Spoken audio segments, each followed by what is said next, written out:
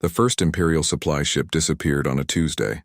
It was a small vessel carrying medical equipment to Research Station Omega-9. The ship sent its usual status updates, then went silent. When the Empire sent a search team, they found nothing. No debris, no distress signal, no bodies. The ship had simply vanished. The Empire blamed pirates. The second ship disappeared 3 days later. Then a third. Then a fourth.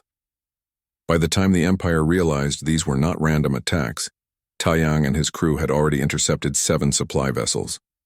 They did not destroy them. They took them intact, crew and all, and hid them in dead zones where sensors could not reach. Jiho watched from the ship's bridge as Taiyang interrogated the captured crews. He was always calm, always polite. He never hurt anyone. He just asked questions and waited for answers.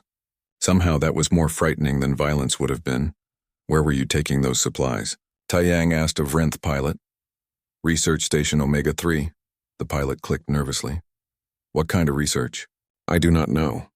We just deliver supplies. Please, we are only transport workers. Taiyang nodded and released them in an escape pod with enough fuel to reach the nearest station. Then he marked Omega-3 on his map. That is 7 locations so far, Mira said, studying the map. 10 more to find. We are running out of time, Soman added. The Empire is starting to increase patrols. They know someone is hunting their ships. Then we work faster, Taiyang said, but it was not just the supply ships. Taiyang had other plans running at the same time. Hyunwoo had hacked into Imperial communication networks and was planting false reports. Minseo was spreading rumors through the black market that the attacks were being done by a rival faction within the Empire itself. They were not just cutting off the Empire's resources. They were making the Empire paranoid and confused. Jiho spent his days learning from the crew. Soman taught him about ship systems. Hyunwoo showed him how to read tactical displays. Minseo let him help in the medical bay. They all treated him and Yuna like they mattered, like they were part of the team. One evening, Taiyang found Jiho studying navigation charts. You are trying to learn how to fly, Taiyang observed. I want to be useful, Jiho said. Everyone here is doing something to help find my mother. I am just waiting, Taiyang sat down across from him. Do you know what the hardest part of any mission is? The fighting? No, the waiting.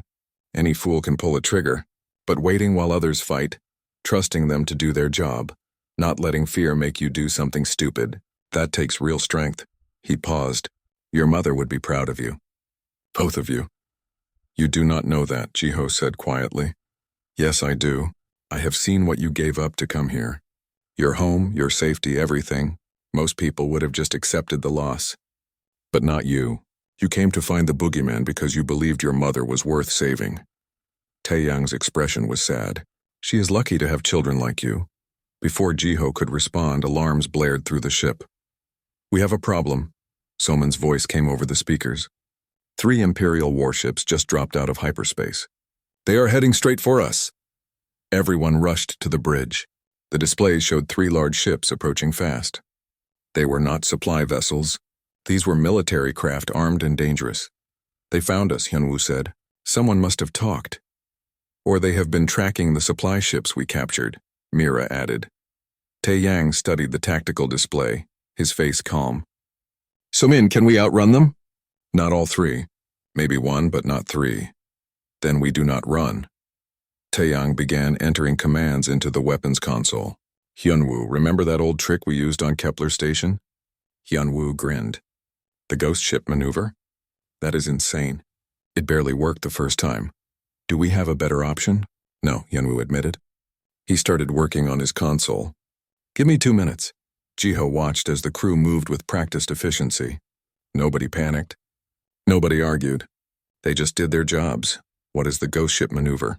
Yuna whispered to Jiho. I have no idea, he whispered back. Done, Hyunwoo announced. The decoys are ready. Launch them, Taiyang ordered. 3 objects shot out from their ship and headed in different directions. On the Imperial sensors, they would look exactly like their ship. The warships split up, each chasing a different target. Now we run, Taiyang said. Soman, get us out of here. The ship jumped to hyperspace just as the closest warship got within weapons range. They traveled for 6 hours through hyperspace lanes, making random jumps to lose any trackers. Finally, Soman brought them out near a nebula that scrambled sensors. We are clear, she announced. For now. That was too close, Minseo said. They are getting serious about finding us. Good, Taeyang said. That means we are hurting them. But the close call changed things. They could not intercept supply ships in the open anymore. They had to be smarter. Taeyang spent the next day creating a new plan. Instead of attacking ships, they would hack into the Imperial logistics network directly. It was more dangerous, but it would give them all the information they needed at once. Hyunwoo said it was impossible. The Imperial networks had security that no one had ever broken through. But Taeyang was insistent, and eventually Hyunwoo agreed to try. It took him 3 days of constant work. Jiho would bring him food and watch him type faster than seemed possible. Finally, on the 3rd day, Hyunwoo let out a shout of triumph. I am in. I actually got into their logistics database. Everyone crowded around his screen. There, laid out in neat columns, were the supply routes to every research facility in the sector. And more importantly, the prisoner manifests. Can you search for specific names? Taeyang asked. Yes, give me a second. Hyunwoo's fingers flew across the keyboard. Searching for Hyejin Kang. The seconds felt like hours. Jiho held Yuna's hand so tightly it probably hurt, but she did not complain. Found her, Hyunwoo shouted. Dr. Hyejin Kang, xenobiologist assigned to Research Station Omega-9. Status active. Current project, classified biological research. Where is Omega-9? Taeyang demanded. Soman pulled up the location. Deep in Imperial space. Heavily defended, 3 battleships in orbit at all times.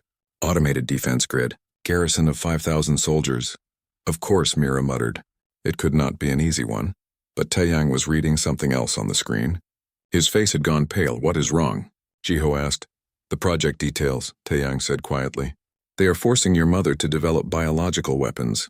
Viruses that can control other species without killing them. Perfect subjugation tools. Mom would never do that, Yuna said. She helps people. She does not hurt them.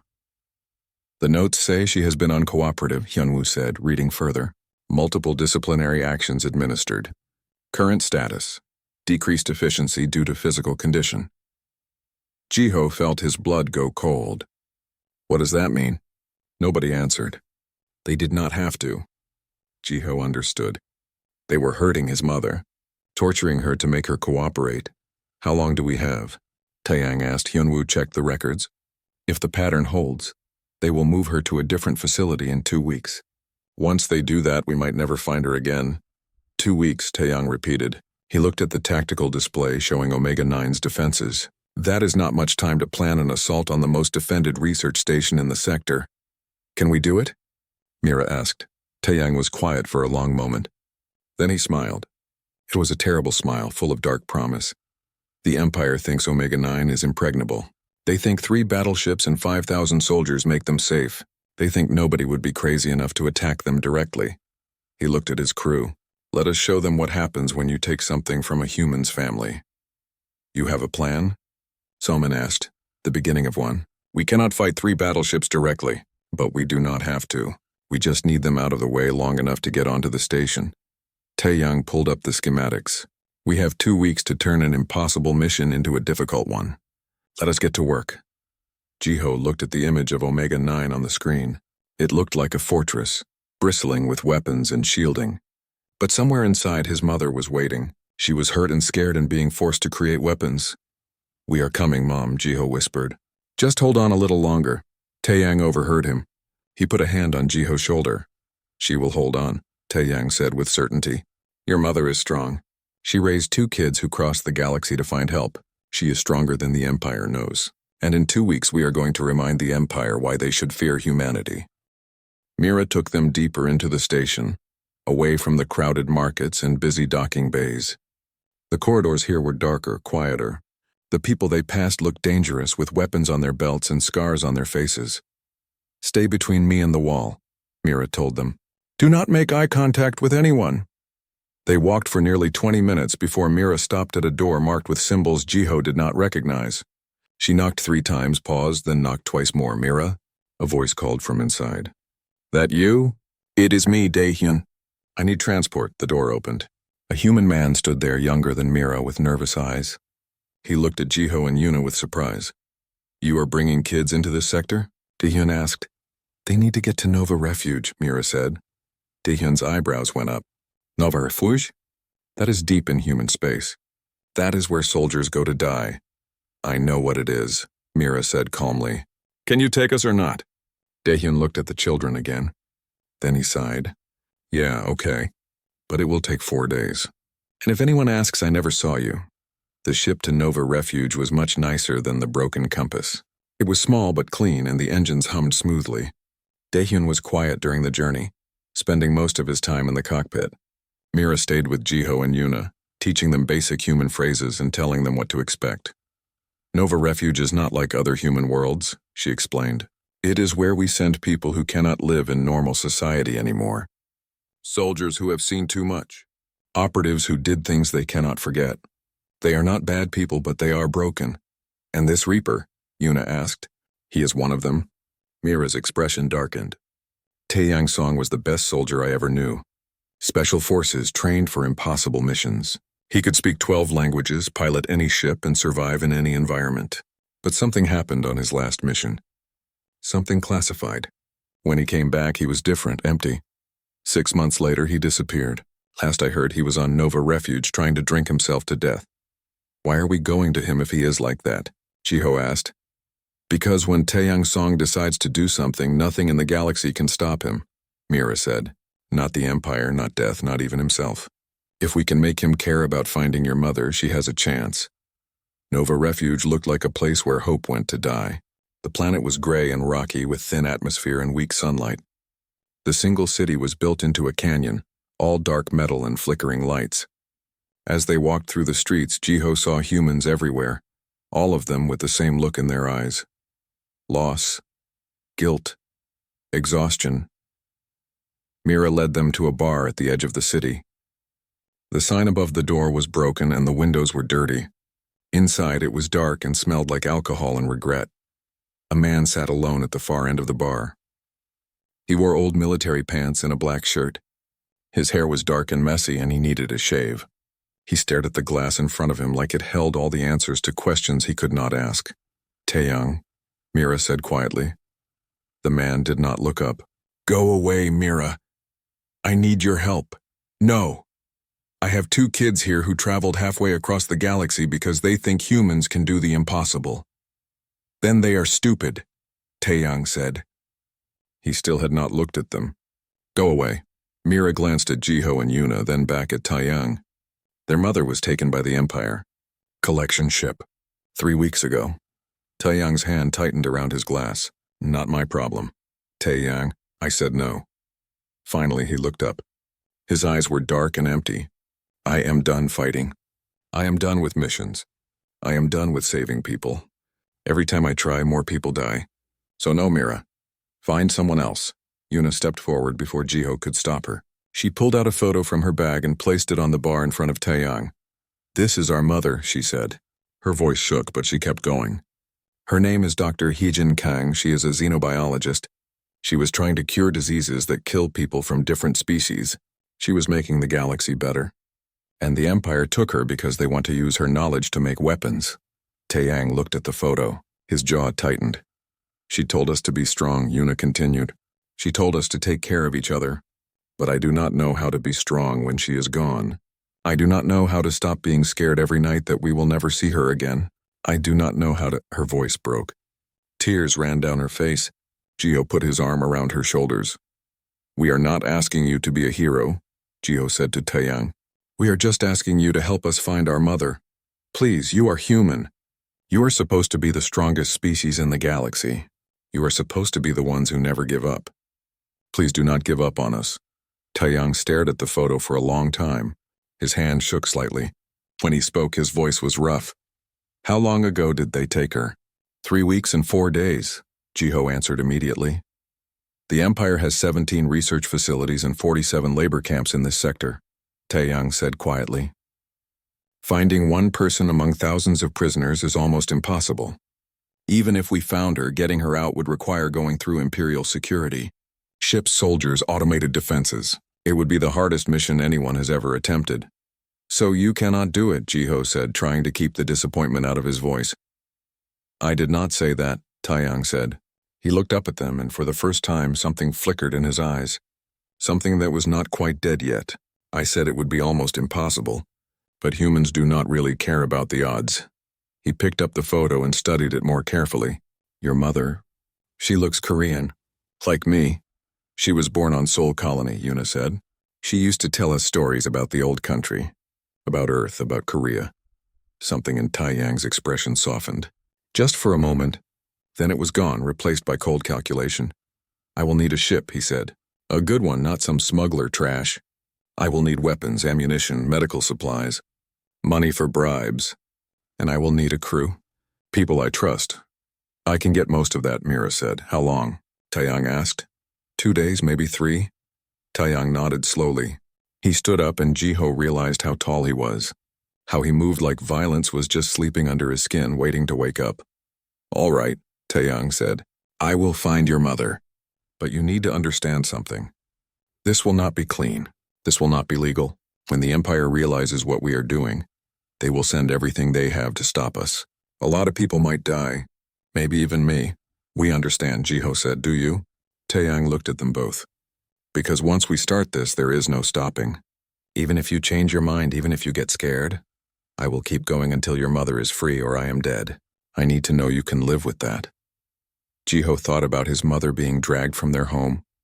He thought about the soldiers hitting her. He thought about 3 weeks of not knowing if she was alive or dead. We can live with that, he said firmly. Taeyang studied him for a moment longer. Then he nodded. Okay, he turned to Mira. Call in every favor you have. We are going to need help. Over the next 3 days, Jiho and Yuna watched Taeyang transform. He stopped drinking. He started training again, moving through combat exercises that looked like deadly dancing. He studied maps and imperial routes.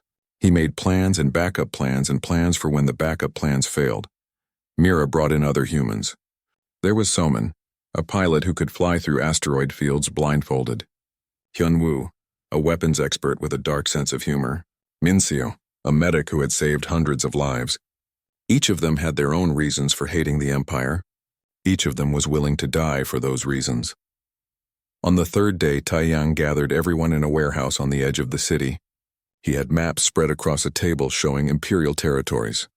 Here is what we know, he said. Dr. Kang is valuable because of her expertise. That means she is probably at a research facility, not a labor camp. That narrows it down to 17 locations. How do we find out which one? Soman asked. We make them tell us, Taeyang said with a cold smile. We are going to hit their supply lines. Every research facility needs resources. Food, medicine, equipment. We track the shipments, we find out where they are going. One of those places will be where they are holding Dr. Kang. That will take time, Hyunwoo said. Weeks, maybe months. Then we better get started, Taeyang said. He looked at Jiho and Yuna. You two will stay on the ship. You will not participate in any operations. You will stay safe. Understood? Jiho wanted to argue, but Yuna squeezed his hand. Understood, she said quietly. Taeyang nodded. Good. He looked at his crew. The Empire thinks they are untouchable. They think they can take anyone they want and nobody will fight back.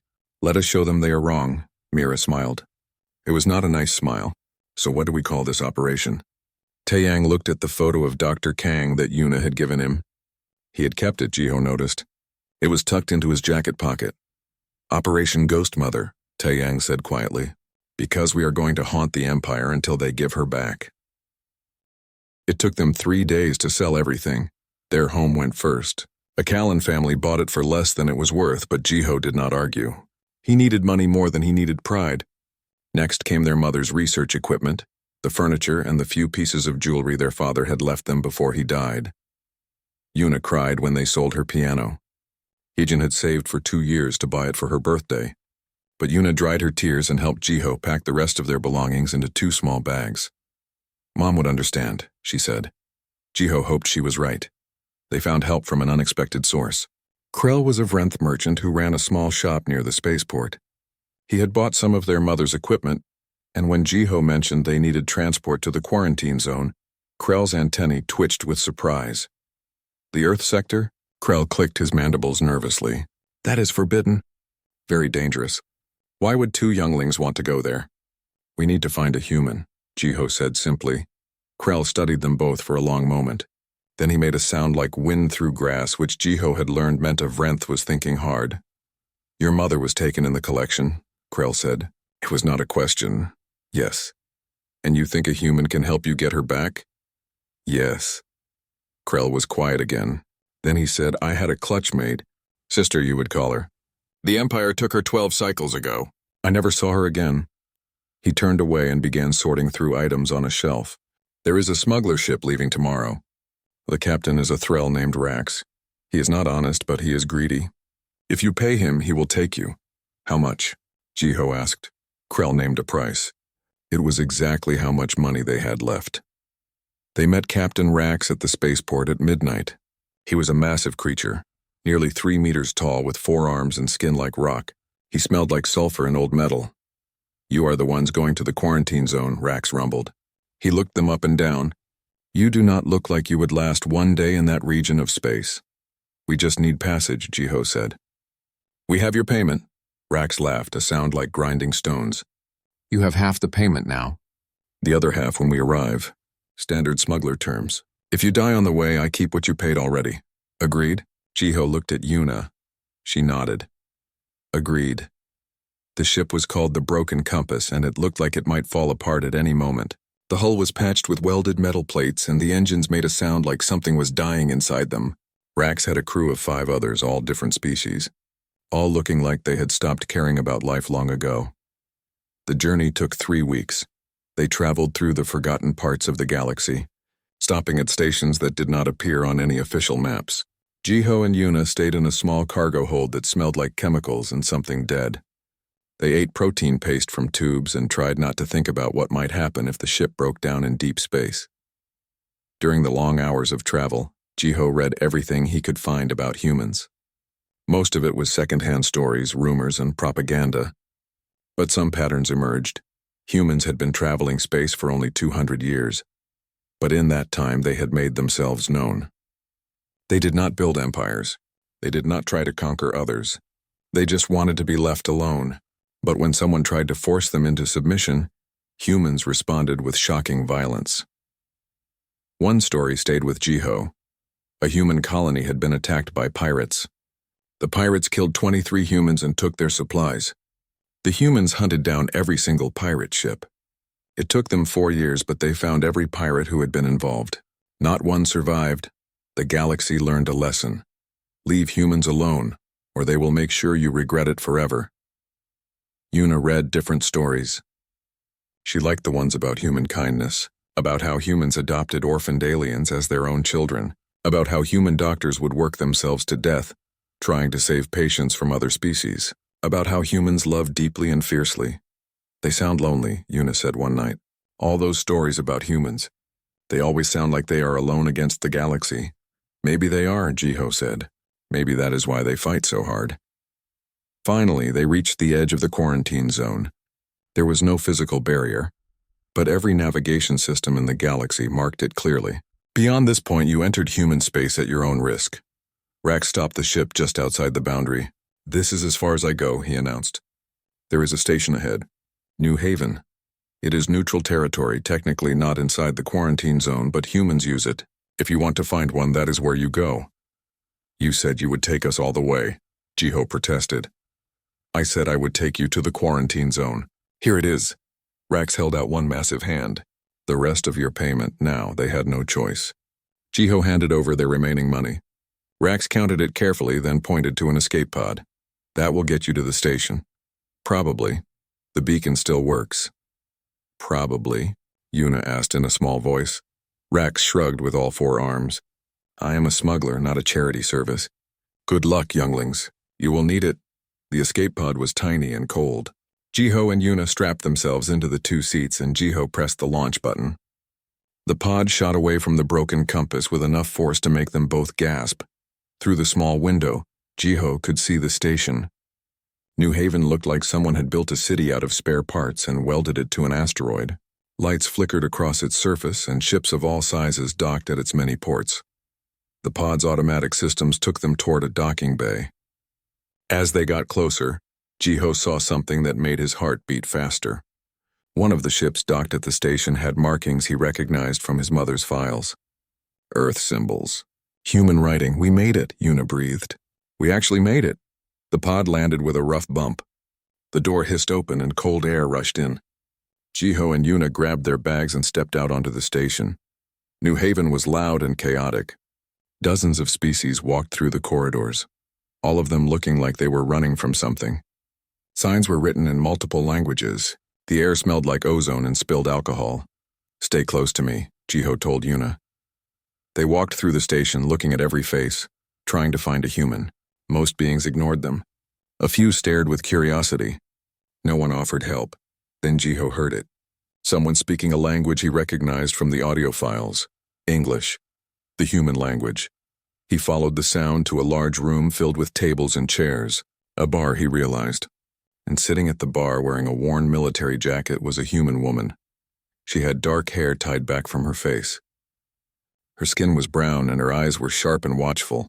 Scars marked her hands and the side of her neck. She looked tired, like she had not slept well in a long time. Jiho approached slowly, his heart hammered in his chest. "Excuse me," he said in Galactic Common. "Are you human?" The woman turned to look at him. Her eyes moved from Jiho to Yuna, then to their bags, taking in everything in a single glance. "Maybe," she said in accented Common. "Who was asking?" "My name is Jiho. This is my sister Yuna. We came from Threshold 7. We are looking for help." The woman took a long drink from her glass. "Kid, if you're looking for help, you came to the wrong place. This station is full of people who cannot even help themselves. Please," Yuna said suddenly. She stepped forward and Jiho saw tears starting in her eyes. "The Galactic Empire took our mother. 3 weeks ago. They took her on one of their collection ships and nobody will help us get her back. They said it is impossible. They said we should just forget about her and move on." The woman's expression did not change. "And what do you think I can do about it?" "You are human," Jiho said. "We read the reports. We know what humans are capable of. We know the Empire is afraid of you. We hoped. You hoped I would fight the Empire for you?" The woman laughed, but there was no humor in it. "Kid, I am one person. The Empire has billions of soldiers and thousands of ships. What you are asking is suicide." Yuna was crying now. "Then we will die trying. We will find someone who will help us. We will not give up on our mother." The woman stared at Yuna for a long moment. Something shifted in her expression. Something that looked like old pain. "What are your names again?" she asked quietly. "Jiho and Yuna," Jiho said. "I am Mira Davis. Used to be Lieutenant Commander Davis, Earth Systems Alliance Navy." She finished her drink and stood up.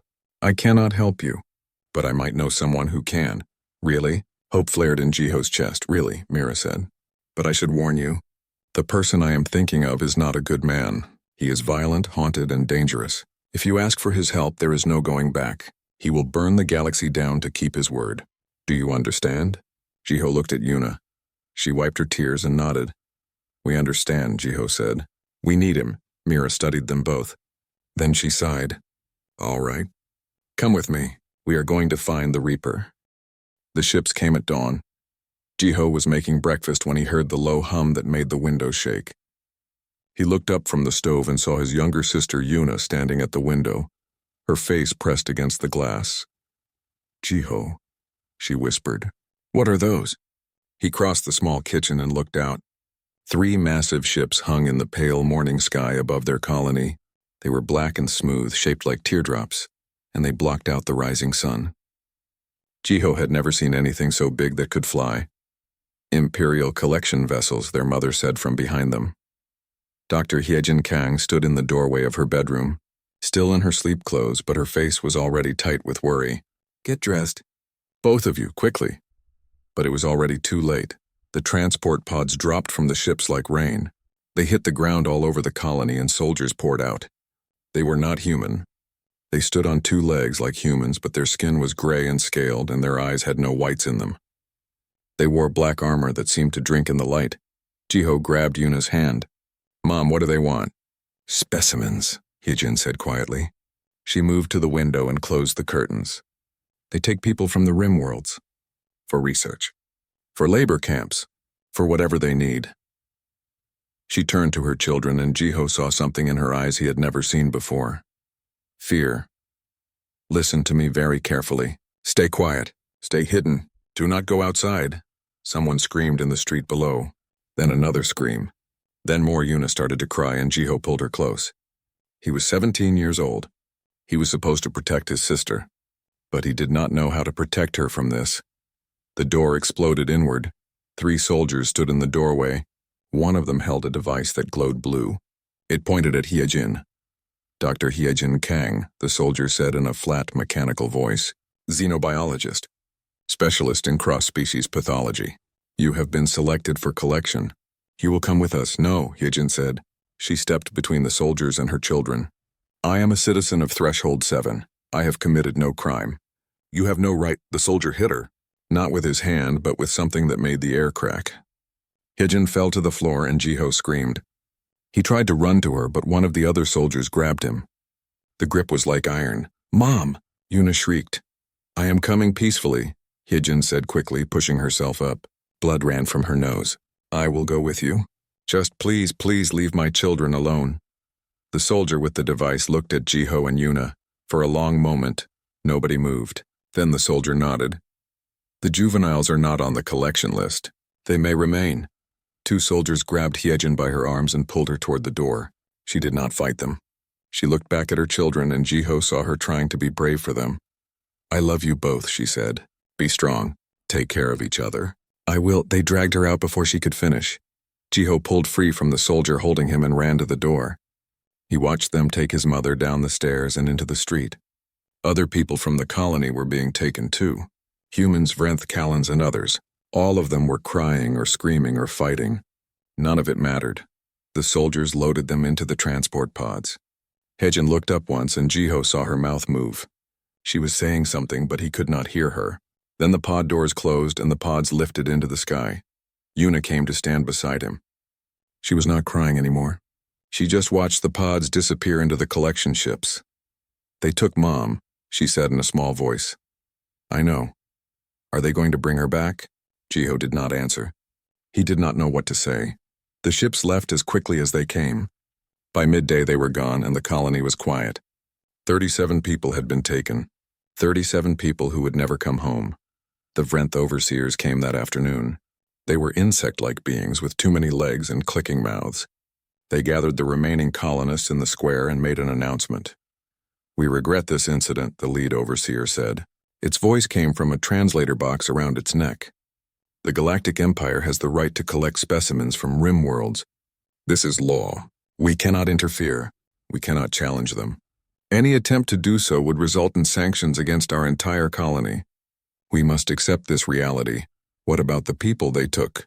Someone shouted from the crowd. What happens to them? The overseer was quiet for a moment.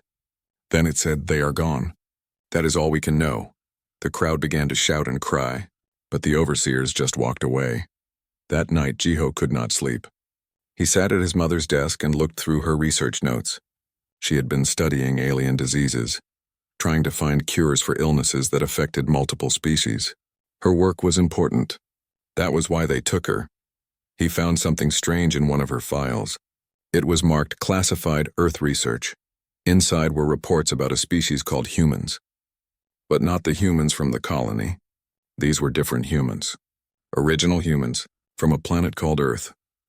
The reports were frightening. Humans came from a death world, a planet so dangerous that most species would die there in days. They had evolved to survive extreme temperatures, high gravity, and countless predators. They healed faster than other species. They could run for hours without stopping. They could go days without food or water. They fought wars that lasted decades and pursued revenge across generations. When the Galactic Empire first made contact with Earth, they tried to incorporate humanity into their empire. The humans refused. The Empire sent their fleets to enforce compliance. What happened next was not written in detail, but the conclusion was clear. The Empire sealed off the entire Earth sector and declared it quarantined. Any contact with humans was forbidden. The Empire, which had conquered thousands of worlds, was afraid of one species. Jiho read one line over and over. Human combat doctrine is based on a simple principle. They do not accept surrender as an outcome when something matters to them. They will win or they will die trying. There is no middle ground. Yuna appeared in the doorway. What are you reading? Jiho looked at his sister. She was 14 years old. She still had the stuffed animal their mother had given her when she was little. But her eyes looked older now. Yuna, he said slowly, what if there was a way to get Mom back? The overseer said it is impossible. The overseers are afraid of the Empire, Jiho said. But what if there was someone the Empire was afraid of? He turned the screen so she could see it. Yuna read the file about humans, about Earth, about the species that scared the galaxy. You want to find them, she said. You want to ask them for help. Yes. Everyone says humans are monsters. Jiho thought about the soldiers who took their mother. He thought about the Empire that thought it could take anyone it wanted. He thought about the galaxy that accepted this because they were too afraid to fight back. Maybe, he said quietly, we need a monster. Yuna looked at the file for a long time. Then she nodded. Okay, she said. Let us find one. The 2 weeks passed in a blur of planning and preparation. Taeyang's plan was complicated but brilliant. They could not destroy the 3 battleships protecting Omega-9, but they could disable them. Hyunwoo had stolen Imperial security codes from the logistics network. With those codes, they could inject false data into the battleship systems, making them think there was a massive pirate fleet approaching from the other side of the sector. The battleships will have to respond, Taeyang explained. Imperial protocol requires them to investigate any threat of that size. It will take them at least 4 hours to realize it is fake and return to Omega-9. That gives us our window. 4 hours to land on the station, find Dr. Kang, and escape, Mira said. That is tight. It gets worse, Soman added. Even without the battleships, the station has automated defense systems. The moment we get close, they will start shooting. Not if they think we are supposed to be there, Hyunwoo said with a smile. He held up a data chip. Imperial supply ship codes. Stolen from the logistics network. As far as Omega-9 knows, we are just another delivery. What about once we are inside? Minseo asked. That is where it gets interesting, Taeyang said. He pulled up the station schematics. 5,000 soldiers, but most of them are stationed in the barracks and guard posts. The research section where they are holding Dr. Kang has lighter security, maybe 50 guards. We hit fast, get in and out before they can organize a response. You make it sound easy, Mira said. It will not be easy, Taeyang admitted. But it is possible. And possible is all we need. The night before the mission, Jiho could not sleep. He found Taeyang on the observation deck staring out at the stars. Should you not be resting? Jiho asked. I have learned to sleep when I need to, Taeyang said. Right now I need to think. Are you scared? Taeyang considered the question. Fear is just information. It tells you what matters. I am afraid of failing your mother. I am afraid of getting my crew killed. But I am not afraid of the Empire. He glanced at Jiho. Are you scared? Terrified, Jiho admitted. What if something goes wrong? What if we get there and she is already dead? What if— Stop, Taeyang said gently. Fear of what might happen will paralyze you. Focus on what you can control. You got this far. You found help. You gave your mother a chance. That is more than most people would do. Will you tell me something? Jiho asked after a moment. Depends on what it is. Why did you really agree to help us? You could have said no. You were trying to forget everything. Why did you come back? Taeyang was quiet for a long time. When he finally spoke, his voice was soft. My mother lives on Sol Colony. I have not seen her in 8 years. I thought if I stayed away, if I disappeared, she would be safer. But when your sister showed me that photo, when she talked about not knowing how to be strong without her mother, he paused. I realized I was just being a coward. Family is worth fighting for, even if the fight seems impossible. Will you go see your mother after this? Jiho asked. Maybe, Taeyang said. If I survive. You will survive. You have to. You promised to get my mother back. Taeyang smiled slightly. Then I guess I have no choice. The mission began at dawn. Hyunwoo activated the false pirate fleet data, and within minutes the 3 battleships guarding Omega-9 jumped to hyperspace to investigate. The crew watched on their sensors as the massive ships disappeared. It worked, Soman breathed. They actually fell for it. Do not celebrate yet, Taeyang said. We still have to get past the station defenses. Hyunwoo, transmit the supply codes. Hyunwoo sent the stolen codes. For a terrible moment, nothing happened. Then a message came back from Omega-9. Supply ship Meridian 7, you are cleared for docking. Proceed to Bay 12. They were in. Soman piloted them toward the station, moving slowly to avoid suspicion. As they got closer, Jiho could see how massive Omega-9 was. It looked like a small moon, covered in metal plates and bristling with weapons. They docked without incident. Taeyang gathered the team. Remember the plan. We move fast and quiet. No unnecessary killing. We get Dr. Kang and any other prisoners we can save.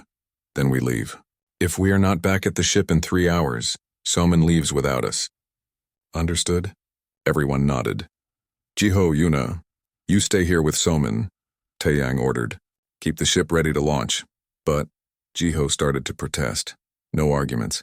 Your job is to make sure we have a way out. Can you do that? Jiho wanted to go with them. He wanted to be there when they found his mother. But he saw the sense in Taeyang's order. Yes, he said. We can do that. The team moved out. Jiho and Yuna watched on the security monitors as they made their way through the station corridors. They wore stolen Imperial uniforms and moved with confidence like they belonged there. The first checkpoint went smoothly. The guards glanced at their fake credentials and waved them through. The second checkpoint was the same. Then they reached the research section. Security is heavier here, Mira's voice came through the comm. We are going to have to go loud. Do it, Taeyang said. What happened next was over in seconds. The team moved like a single organism, taking down guards before they could raise an alarm. Hyunwoo disabled the security cameras. Minseo secured the hallway. Clear, Taeyang reported, moving to the lab section. They moved deeper into the research area, checking each lab. Jiho watched the security feed, his heart pounding. They had been on the station for 40 minutes. They had less than 3 hours left. Found her. Taeyang's voice crackled over the comm. Jiho's breath caught. Is she alive? Yes, stand by. The security feed showed Taeyang entering a large laboratory. And there, strapped to a medical chair, was their mother. Dr. Hyejin Kang looked terrible. She was thin, her face was bruised, and her hands were shaking. But she was alive. Minseo rushed forward to remove the restraints while Taeyang scanned the room for threats. As soon as Hyejin was free, she collapsed. Minseo caught her. Can she walk? Taeyang asked. I will carry her if I have to, Minseo said. Then alarms began blaring throughout the station. They know we are here, Hyunwoo said. Security is mobilizing. We have maybe 5 minutes before this corridor is flooded with soldiers. There are other prisoners here. Hyejin's weak voice came over the comm. Level below us. Dozens of them. We cannot leave them. We do not have time, Mira said. Then we make time, Taeyang said.